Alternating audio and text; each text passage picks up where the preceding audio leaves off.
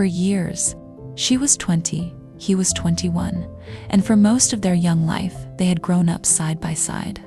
They weren't just boyfriend and girlfriend, they were best friends, each other's first in almost everything. First love, first deep conversations, first dreams about the future. Like most young couples deeply in love, they had plans. They would get married someday. They would have 3 kids, and they used to laugh about the little things, inside jokes no one else would understand, memories that only belonged to the 2 of them. Of course, their relationship wasn't perfect. They argued sometimes. They had disagreements, but nothing ever felt impossible to fix. Every time something went wrong, they worked through it together. And because of that, she truly believed he was the love of her life, which is why what happened next felt so surreal. Because the breakup didn't happen with shouting. There were no insults, no betrayal, no third party. Just 2 people sitting together, still in love, talking, laughing at old memories, reminding each other how much they meant to one another.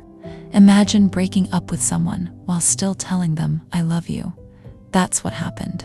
The decision came after a problem in their relationship, not something terrible, not something unforgivable, just small mistakes that slowly became emotionally overwhelming for him. When they talked about it, he admitted something that confused her deeply. He said he loved her. In fact, he believed he might always love her. But he also said something she couldn't understand.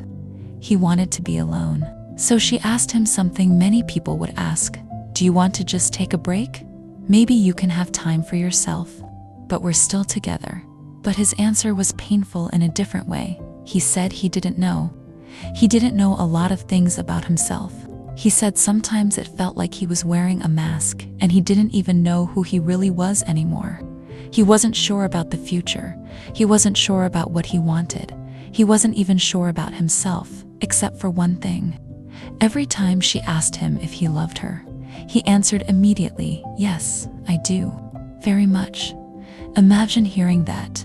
The person you love tells you they love you, but they still walk away. He didn't want to call her his ex.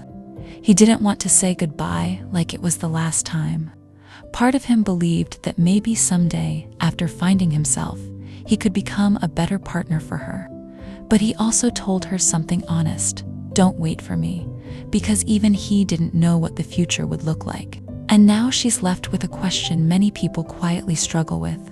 Her heart tells her to wait, to believe that one day he'll come back ready, but her mind tells her something else. Maybe this is the moment to grow. Maybe this is the moment to choose herself. And now she's stuck with something that might be the hardest part of love. She still has so much love for him, but she doesn't know where to place it anymore. You know, stories like this hurt in a different way, because we're used to breakups having villains, cheating, lying, betrayal. Something that makes it easier to say, "I deserve better."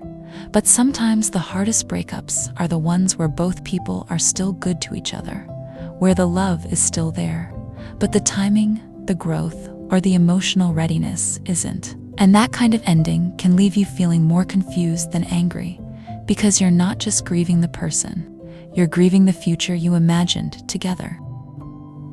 Here's something painful but important to remember. Love alone is not always enough to make a relationship work.